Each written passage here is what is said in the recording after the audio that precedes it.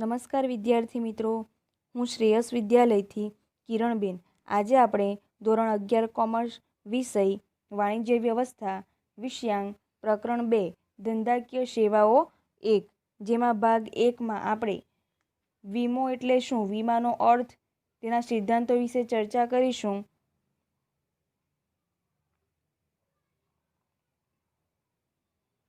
તો મિત્રો, ધંધાકીય સેવાઓ એટલે કે ધંધાને અનુરૂપ ધંધાને સહાયક સેવાઓ, જેમાં બેન્કિંગ, વીમો, ટપાલ, વખાર અને વાહન વ્યવહારની સુવિધાઓનો સમાવેશ થાય છે.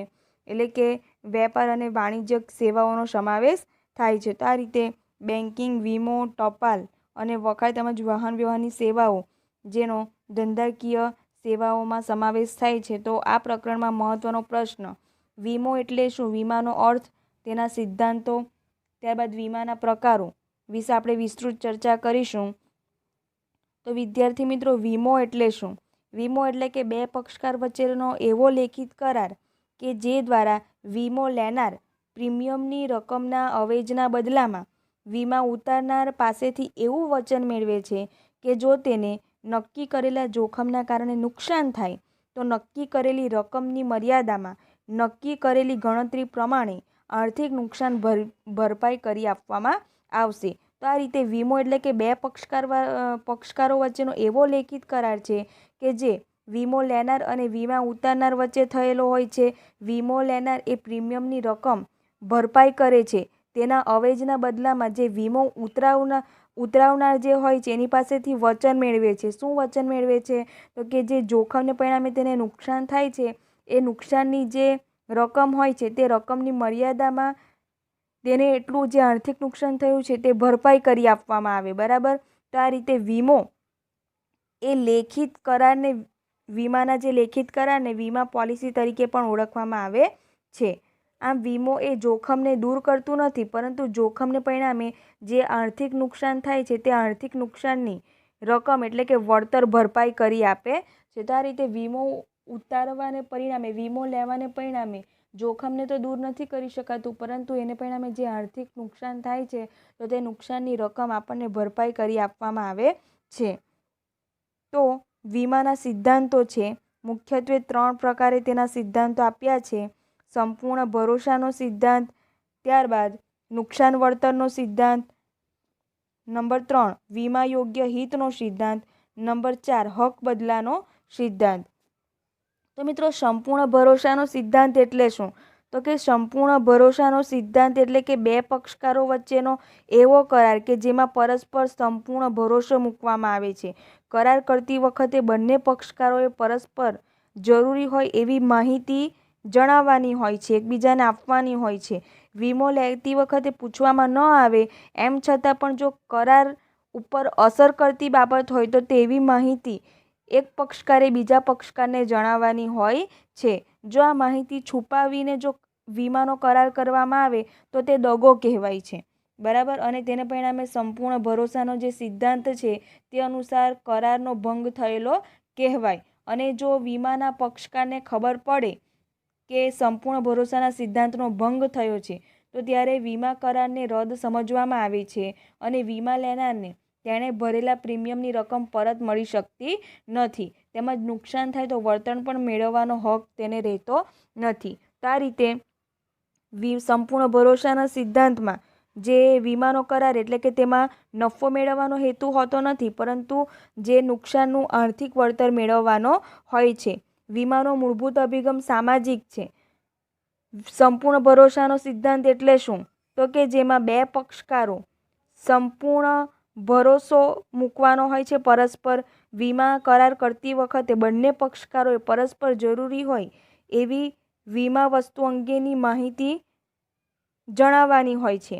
વીમો લેતી વખતે જો માહિતી પૂછવામાં ન આવે એમ છતાં પણ જો કરાર પર અસર કરતી બાબત હોય તો એક પક્ષકારે બીજા પક્ષકારને જણાવવી જોઈએ. જો કોઈ માહિતી છુપાવવામાં કસૂર કરે અથવા તો કોઈ માહિતી છુપાવી હોય તો વીમા કરારનો ભંગ થયો છે એમ કહેવાય. અને જો વીમા કરારનો ભંગ થયો હોય તેની માહિતી વીમાના પક્ષકારને જાણ થાય તો એ જે સંપૂર્ણ ભરોસાના સિદ્ધાંતનો ભંગ થયો કહેવાય અને જે વીમો લેનાર હોય તેણે જેટલી પણ પ્રીમિયમની રકમ ભરી હોય છે તો તે પ્રીમિયમની રકમ તેને મળતી નથી અને આ રીતે જે નુકસાન થાય છે તે નુકસાનનું વળતર પણ તે મેળવવા હકદાર હોતો નથી.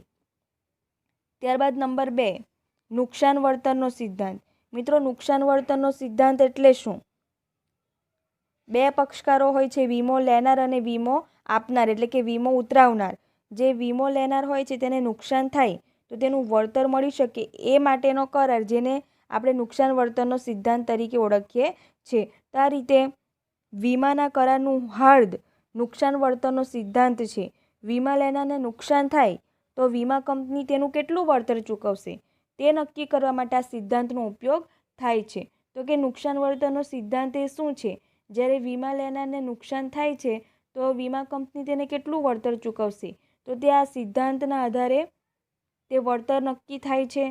વીમા ઉતરાવનારને તેને થયેલું નુકસાનનું વળતર જ મેળવી શકે છે, તે નફો કરી શકતો નથી. એટલે કે જે વીમો ઉતરાવનાર હોય છે તો તેને જેટલું નુકસાન થયું હોય છે તેટલું જ તે નુકસાન મેળવી શકે છે. જિંદગીના વીમાને નુકસાન વળતરનો સિદ્ધાંત લાગુ પડતો નથી. વીમા લેનાર વસ્તુની કિંમત કરતાં ઓછી કિંમતનો વીમો ઉતરાવે તો તે ગર્ભિત રીતે સ્વીકારે છે કે ઓછી કિંમતના પ્રમાણસર તે નુકસાન ભોગવશે. તો આ રીતે આપણી જે મૂળ કિંમત હોય છે એ કિંમત કરતાં ઓછી રકમનો જો વીમો ઉતરાવવામાં આવે તો ગર્ભિત રીતે, એટલે કે ગુપ્ત રીતે સ્વીકારી લેવામાં આવે છે. કોણ સ્વીકારે છે? વીમો લેનાર. તો કે એ ઓછી કિંમતના પ્રમાણસર નુકસાન ભોગવશે. જેમ કે તમને અહીં ઉદાહરણો આપ્યા છે. ઉદાહરણ એ, જેમાં એક વ્યક્તિ હોય છે તેની 5 લાખની વસ્તુનો એ 3 લાખનો વીમો ઉતરાવેલ હોય છે અને એ વસ્તુ સંપૂર્ણ નાશ પામતા તે વધુમાં વધુ 3 લાખ જ નુકસાન વળતર તેને મળે છે. તો આ રીતે 3 લાખનો પૂરેપૂરી રકમનો વીમો ઉતરાવે અને અડધી રકમનો વીમો ઉતરાવે અથવા તો અંશતઃ રકમનો વીમો ઉતરાવ્યો હોય અને એ વસ્તુ સંપૂર્ણ નાશ પામે તો સંપૂર્ણ રકમ જેટલી રકમ તેને નુકસાન વળતર તરીકે મળે છે. ત્યાર પછી બી, એક વસ્તુની કિંમત 5 લાખ છે પરંતુ તેનો વીમો 3 લાખનો લેવામાં આવ્યો હોય અને તે વસ્તુ આંશિક રીતે નુકસાન પામતા ₹2 લાખનું નુકસાન થાય છે. હવે 3 લાખનો વીમો લેવામાં આવ્યો છે અને તે વસ્તુ આંશિક રૂપે નુકસાન પામતા 2 લાખનું નુકસાન થાય છે. તો આ રીતે ઉતરાવેલ વીમાની રકમનું પ્રમાણસર વળતર, એટલે કે 1,20,000 તેને મળશે. વસ્તુની કિંમત 5 લાખ હોય અને તેનો વીમો 5 લાખનો ઉતરાવેલ હોય, એટલે કે પૂરેપૂરી રકમનો વીમો ઉતરાવેલ હોય અને તે વસ્તુ સંપૂર્ણ નાશ પામે તો તેને પૂરેપૂરું વળતર મળે છે. સંપૂર્ણ વળતર વીમા કંપની ચૂકવશે. તો આ પ્રકારે નુકસાન વળતરના સિદ્ધાંત દ્વારા વીમા ઉતરાવનારને કેટલું વળતર મળશે તો તે આ નુકસાન વળતરના સિદ્ધાંત દ્વારા નક્કી કરવામાં આવે છે. અને જો વીમો લેનારે પોતાના વસ્તુની કિંમત કરતાં ઓછી કિંમતનો વીમો ઉતરાવેલ હોય તો તે સ્વીકારે છે કે ઓછી કિંમતના પ્રમાણસર તે નુકસાન વળતર મેળવશે. તો આ રીતે અહીં મહત્વનો પ્રશ્ન છે, શોર્ટ ક્વેશ્ચનમાં પૂછાય છે, જિંદગીના વીમાને નુકસાન વળતરનો સિદ્ધાંત લાગુ પડતો નથી. ત્યારબાદ નંબર 3, વીમા યોગ્ય હિતનો સિદ્ધાંત. વીમા યોગ્ય હિતનો સિદ્ધાંત એ શું છે? તો કે વીમા યોગ્ય હિતનો સિદ્ધાંત એટલે કે વીમો લેનારને વીમા વસ્તુમાં આર્થિક હિત હોવું જોઈએ. જે વીમો લેવામાં આવે છે એ વીમો લેનાર જે વ્યક્તિ હોય છે એનું વસ્તુમાં આર્થિક હિત હોવું જોઈએ. કઈ રીતે? તો અહીં તમને એક ઉદાહરણ આપ્યું છે. મકાન માલિકને મકાનમાં આર્થિક હિત હોય જ્યારે ભાડુઆતને મકાનમાં આર્થિક હિત નથી હોતું. તો આ રીતે જે મકાન માલિક છે એને મકાનમાં આર્થિક હિત હોય છે, જ્યારે ભાડુઆત જે હોય છે તેનું આર્થિક હિત હોતું નથી. ટૂંકમાં પોતાની માલિકીની જે વસ્તુ હોય છે તેમાં તેનું વીમા યોગ્ય હિત હોવું જોઈએ. ત્યારબાદ નંબર 4, હક બદલાનો સિદ્ધાંત. જ્યારે વીમા યોગ્ય વસ્તુનો વીમો લેવામાં આવે અને તે નાશ પામે, વીમા કંપની તેનું વળતર ચૂકવે ત્યારે નાશ પામેલી વસ્તુનો માલિકી હક વીમા કંપનીનો બને છે. તેનો ઉપર મૂળ માલિકીનો હક રહેતો નથી. આ બાબત જિંદગીના વીમાને લાગુ પડતી નથી. તો મિત્રો, હક બદલાનો સિદ્ધાંત એ શું છે? હક બદલાનો સિદ્ધાંત એ છે કે જે વસ્તુ પર આપણે વીમો લીધો હોય અને એ વસ્તુને નુકસાન થાય અથવા તો એ વસ્તુ નાશ પામે તો જે વસ્તુ નાશ પામેલી છે એ વસ્તુ પર વીમા કંપની વળતર ચૂકવે છે. હવે જે વીમો લેનાર હોય છે એને વળતર મળી ગયું, પરંતુ એ જે નાશ પામેલી વસ્તુ છે તેની માલિકી કોની? તો એ જે માલિકી હક છે તે વીમા કંપની પ્રાપ્ત કરે છે. શા માટે? કારણ કે વીમા કંપની તેના બદલામાં વળતર ચૂકવ્યું છે. એટલા માટે હવે માલિકી હક તે જે નાશ પામેલી વસ્તુ છે તેનો માલિકી હક વીમા કંપનીનો થાય છે. એટલે કે જે મૂળ માલિક હોય છે તેનો હક રહેતો નથી. તો આ રીતે વીમો એટલે શું? વીમાના જે સિદ્ધાંતો, જેમાં સંપૂર્ણ ભરોસાનો સિદ્ધાંત, નુકસાન વળતરનો સિદ્ધાંત, વીમા યોગ્ય હિતનો સિદ્ધાંત અને હક બદલાનો સિદ્ધાંત. ત્યારબાદ મિત્રો વીમાના પ્રકારો. વીમાના મુખ્યત્વે 2 પ્રકારો છે, જીવન વીમો અને સામાન્ય વીમો. જીવન વીમામાં પણ મુખ્યત્વે 2 પ્રકારો, એક તો જિંદગીનો વીમો અને બીજો હયાતીનો વીમો. ત્યારબાદ સામાન્ય વીમામાં માલ સામાન હેરફેરનો વીમો, એટલે કે જેમાં દરિયાઈ વીમો, હવાઈ વીમો, માર્ગ વીમો, દરિયાઈ મારફતે માલસામાનની હેરફેર કરવામાં આવે, હવાઈ માર્ગે માલસામાનની હેરફેર કરવામાં આવે, રોડ રસ્તા મારફત અને રેલવે મારફત પણ માલસામાનની હેરફેર કરવામાં આવે તો તે અંગે વીમો લેવામાં આવે છે. તો માલસામાનની હેરફેરના મુખ્યત્વે 3 પ્રકારના વીમા છે, દરિયાઈ વીમો, હવાઈ વીમો અને માર્ગ વીમો. ત્યારબાદ આગનો વીમો અને અન્ય વીમા. અન્ય વીમામાં નફા નુકસાનનો વીમો, સ્વાસ્થ્યનો વીમો, લૂંટફાટનો વીમો, ઢોરઢાંખરનો વીમો, સમૂહ વીમો, રમતગમતનો વીમો. ત્યારબાદ વાહન વીમો, ત્યારબાદ શાખનો વીમો, ત્રાહિત પક્ષ માટેનો વીમો, છેતરપિંડી સામે વફાદારીનો વીમો, અકસ્માતનો વીમો, કુદરતી આપત્તિનો વીમો, કામદાર વળતર વીમો. તો કે આ રીતે સામાન્ય વીમાના મુખ્યત્વે 3 પ્રકાર છે, માલસામાન હેરફેરનો વીમો, ત્યારબાદ આગનો વીમો અને અન્ય વીમા. તો મિત્રો જીવન વીમામાં આપણે જિંદગીનો વીમો એટલે શું? તો કે જે વ્યક્તિનો વીમો લેવામાં આવ્યો હોય છે તે વ્યક્તિ મૃત્યુ પામે તો તેના જે વારસદાર હોય છે તેમના વારસદારને વીમા કંપની નક્કી કરેલી રકમ ચૂકવવાનું વચન આપે તો એ પ્રકારના કરારને આપણે જિંદગીનો વીમો કહેવાય છે. મિત્રો અહીં ચૂકવવાનું વચન આપે છે શબ્દ ઇમ્પોર્ટન્ટ છે, બરાબર. તો કે જ્યારે પણ કોઈ પણ વ્યક્તિ મૃત્યુ પામે છે ત્યારે તેના વારસદારોને વીમા કંપની નક્કી કરેલી રકમ ચૂકવવાનું વચન આપે તો તેવા પ્રકારના કરારને આપણે જિંદગીનો વીમો કહેવામાં આવે છે. અને વ્યક્તિના મૃત્યુ સમયે જો વ્યક્તિનું મૃત્યુ શંકાસ્પદ રીતે થયું હોય તો જે વીમા કંપની છે તે પોલિસીની પૂરેપૂરી રકમ ચૂકવી આપે છે અને ચૂકવવા માટે બંધાયેલી પણ હોય છે. તો આ રીતે જિંદગીનો વીમો છે તેને નુકસાન વળતરનો સિદ્ધાંત લાગુ પડતો નથી. કેમ? શા માટે? કારણ કે જે જિંદગી હોય છે તે અમૂલ્ય હોય છે, તેની કિંમત આંકી શકાતી નથી. અને જે વીમો ઉતરાવનાર હોય છે તે પોતાની જિંદગીનું જે મૂલ્ય આંકે છે તે અને પોતાની પ્રીમિયમ ચૂકવવાની ક્ષમતાના આધારે વીમાની રકમ નક્કી કરે છે. એટલે કે પોતાની જિંદગીનું મૂલ્ય કેટલું છે અને પોતાનું પ્રીમિયમ ભરવાની ક્ષમતા કેટલી છે તેના આધારે તે વીમાની રકમ નક્કી કરે છે, બરાબર. અને આ જે વીમો ઉતારનાર વ્યક્તિ હોય છે તે પ્રીમિયમની રકમ આજીવન તેમજ અમુક સમયના અંતરે ભરતો હોય છે. તો જિંદગીનો વીમો એટલે શું? તમને પ્રશ્ન પૂછાય છે. ત્યારબાદ બી, હયાતીનો વીમો. હયાતીનો વીમો એટલે શું? મિત્રો હયાતીનો વીમો એટલે શું? તો કે વ્યક્તિએ નક્કી કરેલા વીમા મુદત પૂરી થાય ત્યારે તે વ્યક્તિને અથવા તો નક્કી કરેલી મુદત પૂરી થાય તે પહેલાં જો તે વ્યક્તિનું મૃત્યુ થાય, એટલે કે વીમા લેનારનું મૃત્યુ થાય તો તેના વારસદારને નક્કી કરેલી રકમ વીમા કંપની ચૂકવવાનું વચન આપે તો તેવા વીમા કરારને આપણે હયાતીનો વીમો તરીકે ઓળખીએ છીએ. આ રીતે જે વ્યક્તિએ વીમો લીધો હોય તે વ્યક્તિને મુદત પૂરી થાય ત્યારે અથવા તો નક્કી કરેલી મુદત પહેલાં જો તે વીમા લેનારનું મૃત્યુ થાય તો તે રકમ તેના વારસદારને ચૂકવવા માટે વીમા કંપની કરાર કરે છે અને તેવા પ્રકારના કરારને હયાતીનો વીમો કહેવામાં આવે છે. અને આ વચનના બદલામાં અવેજ તરીકે વીમો ઉતરાવનાર વ્યક્તિ નક્કી કરેલી પ્રીમિયમની રકમ નક્કી કરેલ સમય સુધી ભરતો હોય છે. તો આ રીતે જે વચન આપ્યું હોય છે વીમા કંપનીએ તેના બદલામાં જે વીમો ઉતારનાર વ્યક્તિ હોય છે તે નક્કી કરેલી પ્રીમિયમની રકમ નિશ્ચિત મર્યાદા સુધી ભરે છે. અને આ રીતે હયાતીનો વીમો એટલે શું? તો તો કે વ્યક્તિએ નક્કી કરેલી વીમા મુદત પૂરી થાય ત્યાં સુધી તે વ્યક્તિને અથવા તો નક્કી કરેલી મુદત પહેલાં જો તે વ્યક્તિનું મૃત્યુ થાય તો તેના વારસદારોને નક્કી કરેલી રકમ વીમા કંપની ચૂકવવાનું વચન આપે છે, તો તેવા પ્રકારના વીમા કરારને હયાતીનો વીમો કહેવામાં આવે છે. આ જે હયાતીનો વીમો છે તેને નક્કી કરેલી પ્રીમિયમની રકમ નક્કી કરેલી સમયમર્યાદા સુધી અવેજના બદલા તરીકે ભરપાઈ કરતા હોય છે.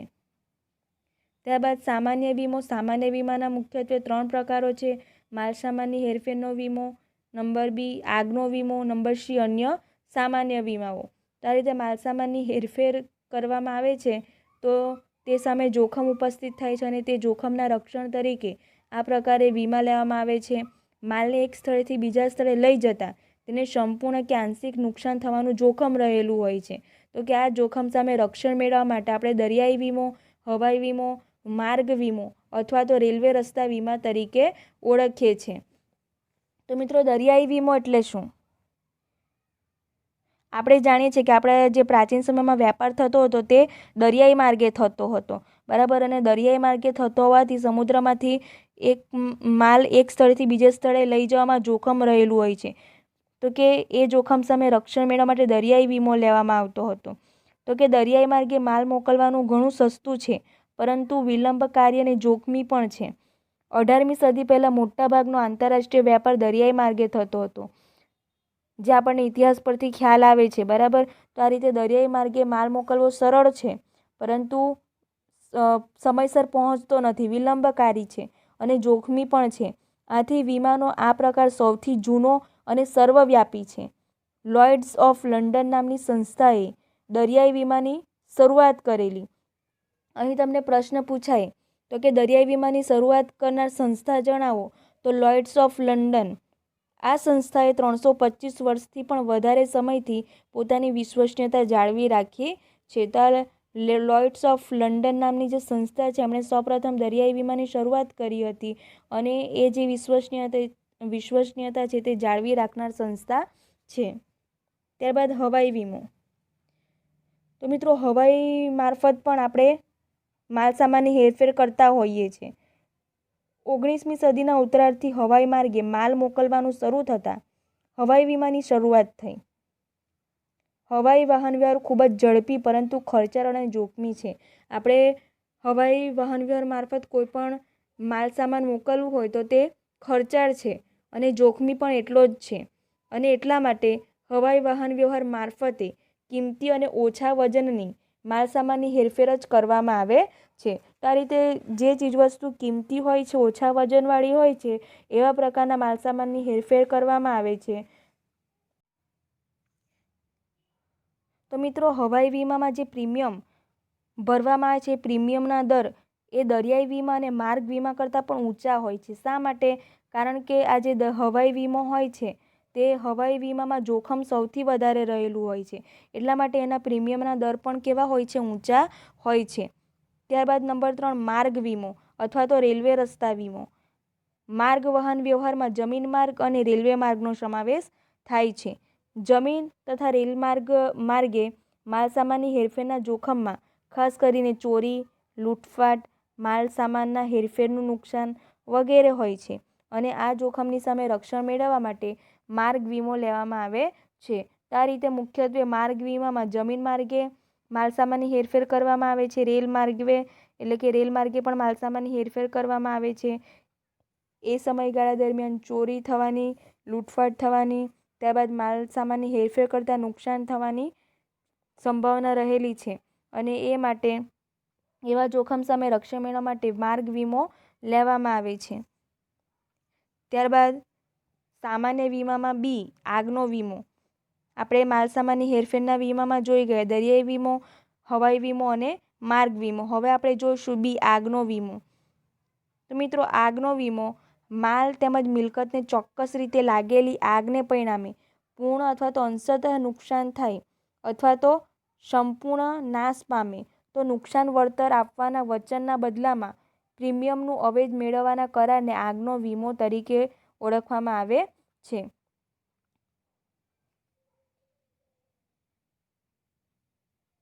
તો તો આ રીતે વિદ્યાર્થી મિત્રો જે માલ કે મિલકતનું આપણે પ્રીમિયમ ભરતા હોઈએ છીએ એ પ્રીમિયમના અવેજના બદલામાં જે આપણી ચોક્કસ રીતે માલ કે મિલકતને આગથી જે નુકસાન થયેલું હોય છે એ નુકસાન જે થયેલું હોય છે એના માટે નુકસાન વળતર જે આપવામાં આવે છે તેને આપણે આગનો વીમો તરીકે ઓળખીએ છીએ. તો આ રીતે માલ કે મિલકતમાં જે આગ લાગે છે એ આગને પરિણામે આપણને જે નુકસાન થાય છે, સંપૂર્ણ અથવા તો અંશતઃ નુકસાન થાય છે અથવા તો માલ સંપૂર્ણ નાશ પામે, તો એવા સંજોગોમાં નુકસાન વળતર આપવાના વચનના બદલામાં પ્રીમિયમનું અવેજ મેળવવાના કરારને આગનો વીમો કહે છે.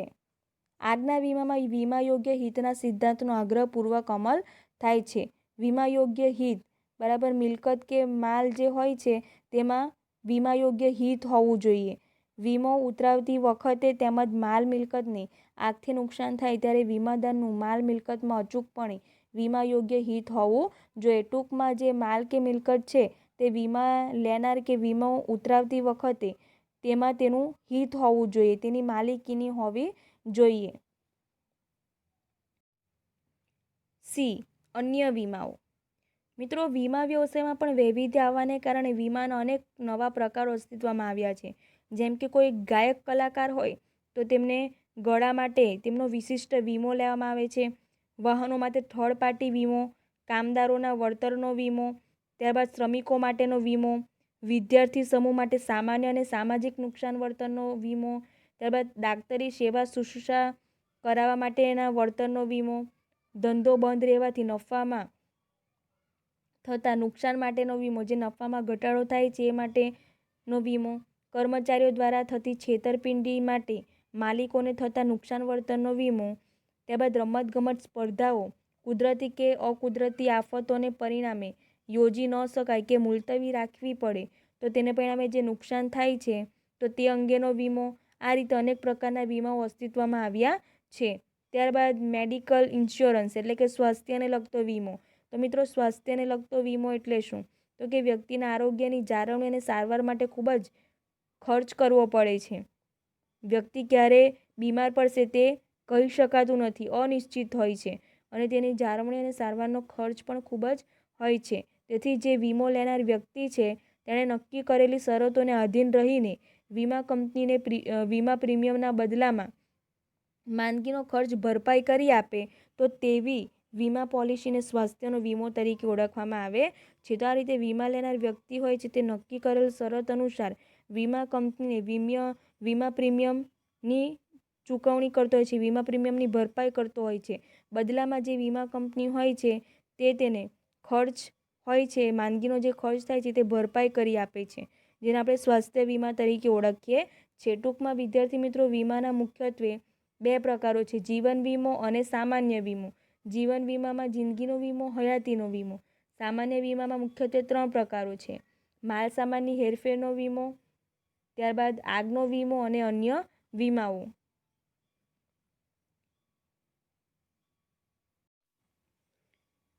વીમાનું ખાનગીકરણ.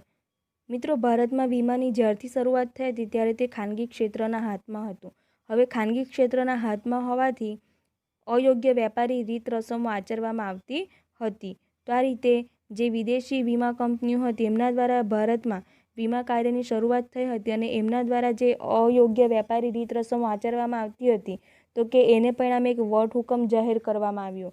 જે વટહુકમ 19મી જાન્યુઆરી 1956ના રોજ બહાર પાડવામાં આવ્યું અને જેના દ્વારા જીવન વીમા કંપની હતી તેનું રાષ્ટ્રીયકરણ કરવામાં આવ્યું અને તેના પરિણામે ભારતીય જીવન વીમા નિગમ એટલે કે Life Insurance Corporation of India LICની સ્થાપના કરવામાં આવી. તો આ રીતે LICની સ્થાપના ક્યારે થઈ હતી? તો 19મી જાન્યુઆરી 1956ના રોજ LICની સ્થાપના થઈ હતી. આમ જીવન વીમા ક્ષેત્રે ભારતીય જીવન વીમા નિગમના 1 હતું ઇજારાની શરૂઆત થઈ હતી. તો કે ભારતમાં જીવન વીમા નિગમનો એકમાત્ર ઇજારો હતો. ઇજારો એટલે કે એમનું વર્ચસ્વ હતું. સામાન્ય વીમાની શરૂઆત ભારતમાં બ્રિટિશરો દ્વારા થઈ હતી. સામાન્ય વીમો એટલે આપણે જાણીએ છીએ સામાન્ય વીમામાં કયા કયા વીમાઓનો સમાવેશ થાય છે? તો જેમાં કયા કયા વીમાઓનો સમાવેશ થાય છે? માલ સામાનની હેરફેરનો વીમો, આગનો વીમો અને અન્ય વીમાઓ, આ 3 પ્રકારના વીમાઓનો સમાવેશ થાય છે. તો કે આ સામાન્ય વીમામાં પણ નિયંત્રણો મુકાતા હતા, બરાબર. એ નિયંત્રણોના પરિણામે 1972માં સામાન્ય વીમા વ્યાપાર કાયદા દ્વારા 1 જાન્યુઆરી 1973થી તમામ સામાન્ય વીમા કંપનીઓનું રાષ્ટ્રીયકરણ કરવામાં આવ્યું. તો આ રીતે જે સામાન્ય વીમા ઉપર નિયંત્રણો મુકાતા હતા સમય અનુસાર, તો કે એને પરિણામે તો વિદ્યાર્થી મિત્રો 1 જાન્યુઆરી 1973થી તમામ સામાન્ય વીમા કંપનીઓનું રાષ્ટ્રીયકરણ કરવામાં આવ્યું અને વીમા ક્ષેત્રની જે કામગીરીની સમીક્ષા માટે એક સમિતિની રચના થઈ અને એ સમિતિ દ્વારા એક અહેવાલ રજૂ કરવામાં આવ્યો.